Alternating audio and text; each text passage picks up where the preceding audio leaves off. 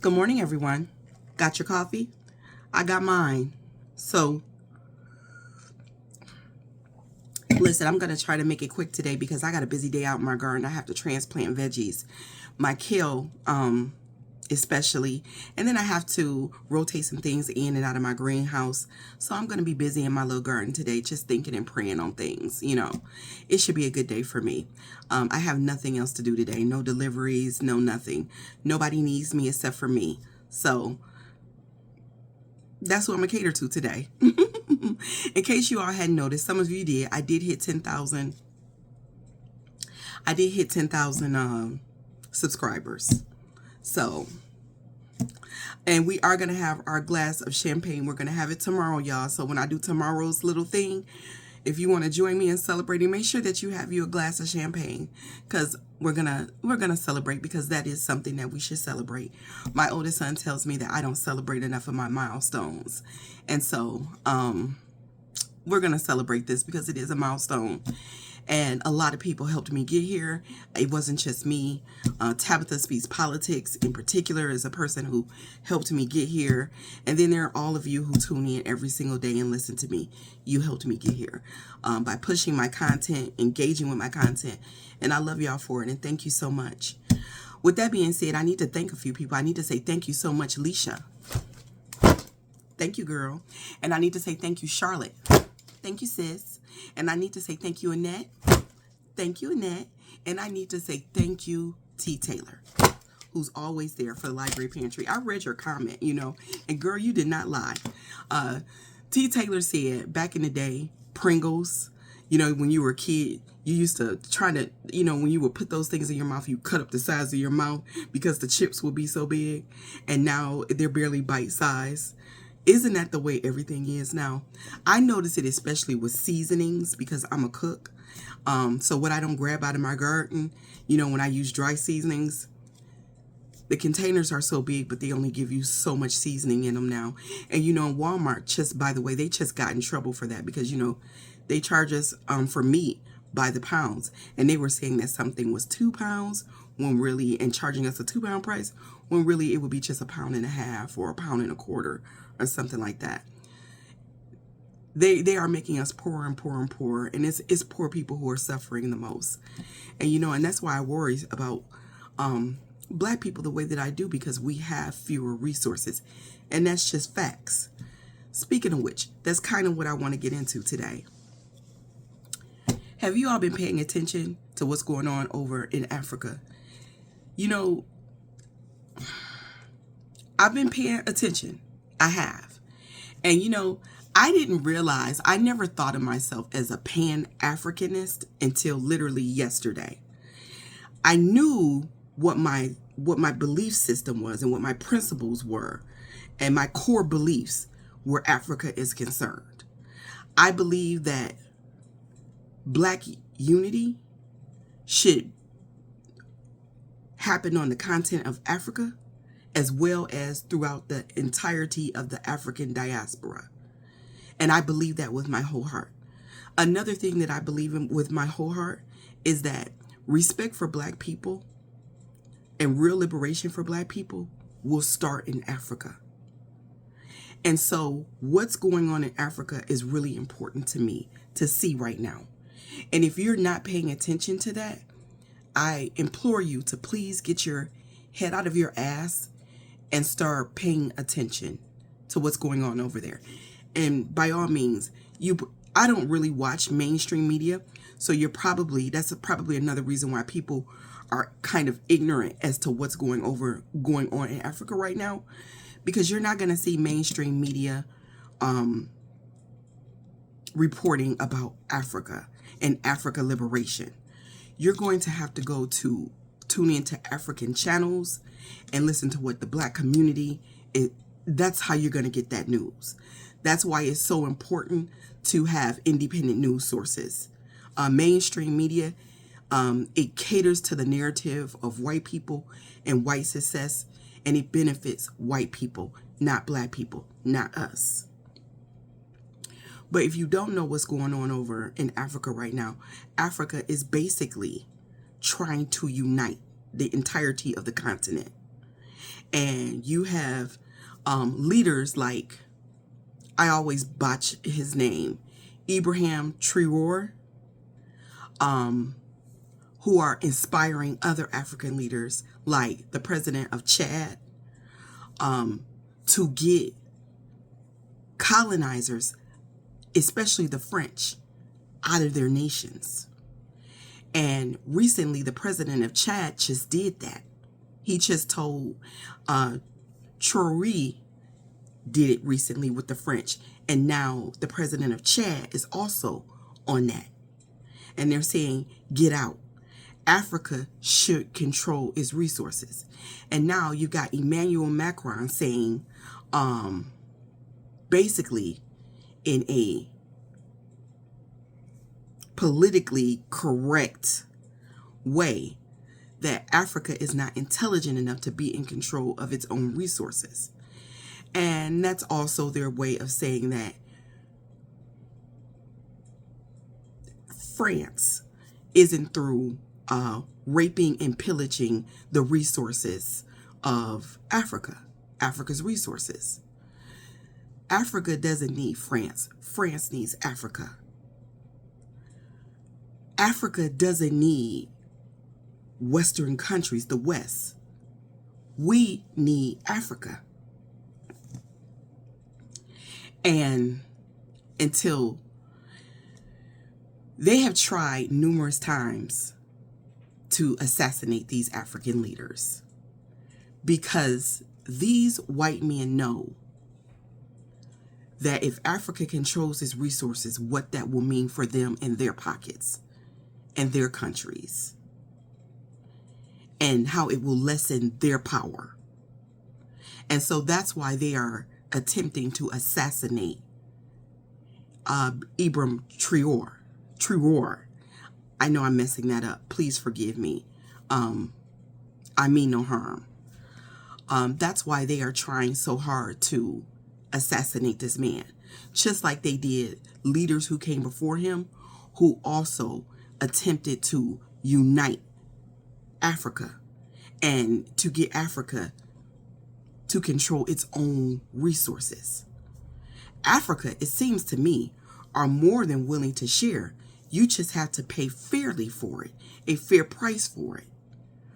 And Africa is currently being raped by France, the UK, Russia, China, and evil-ass America.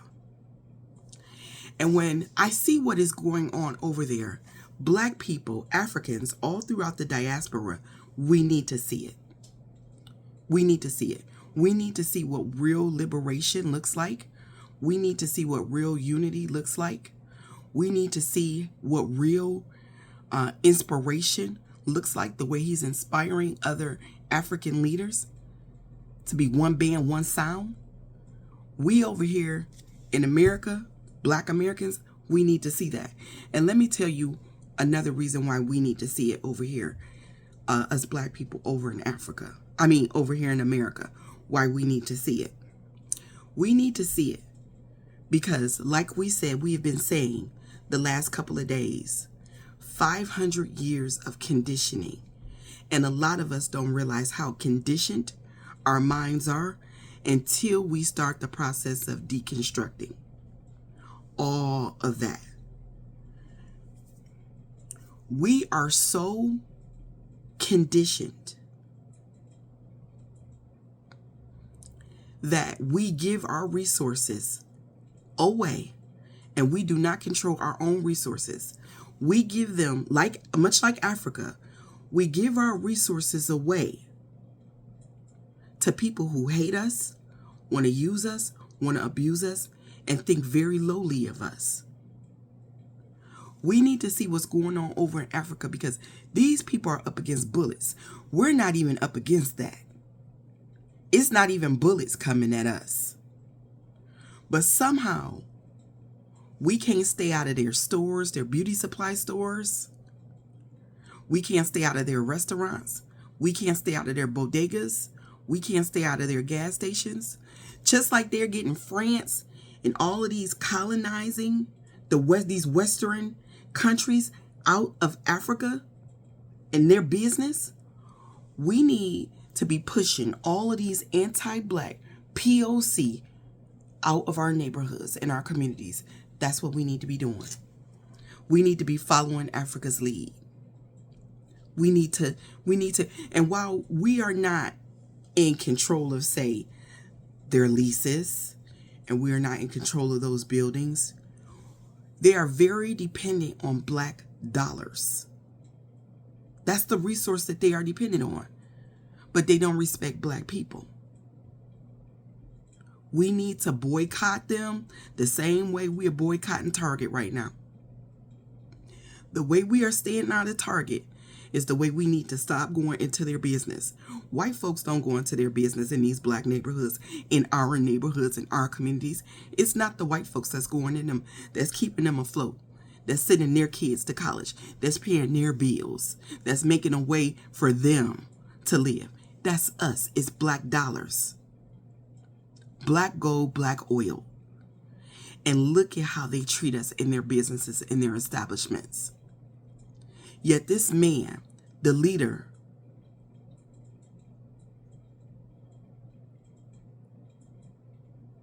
of this movement,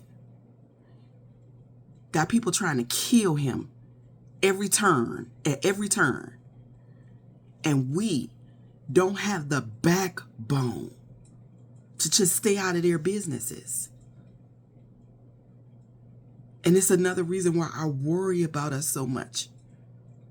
Because what do we think about ourselves? What do we think about our blackness? What do we think about our communities? We can have businesses in our communities if we got them out. We could have thriving communities again if we got them out. Just like Africa is standing up, now is the time for us to stand up too.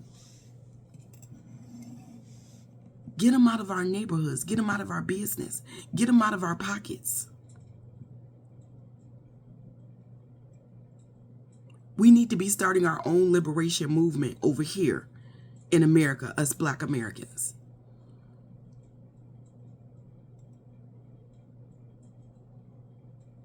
These leaders, these African leaders, are making these Western countries put some respect on their name. And we need to be doing the same. And what we're doing, what we need to do is nothing in comparison to the work they got to do over there in Africa, on the continent of Africa. All we have to do is just give them the Target treatment. They shouldn't be in our neighborhoods and our communities in the first place. They need to be setting up businesses in their own communities. They support their own people. They stay in community with their own people. Their people should be buying from them. You don't see these Arabic stores and these Chinese stores, beauty supplies. You don't see them setting up business in white neighborhoods. White neighborhoods are for white businesses.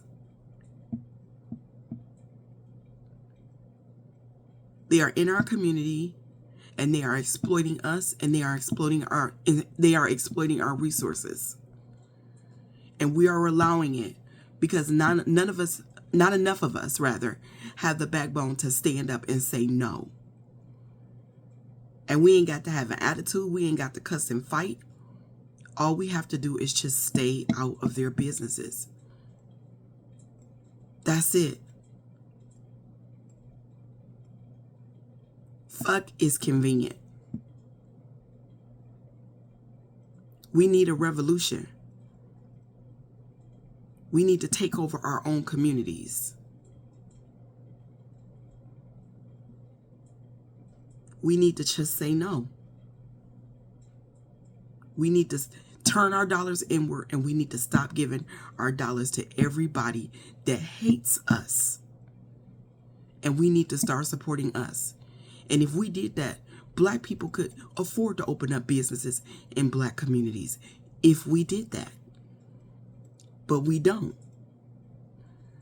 And if Africa can do what they're doing, against all those odds, surely we can say no to a beauty supply store.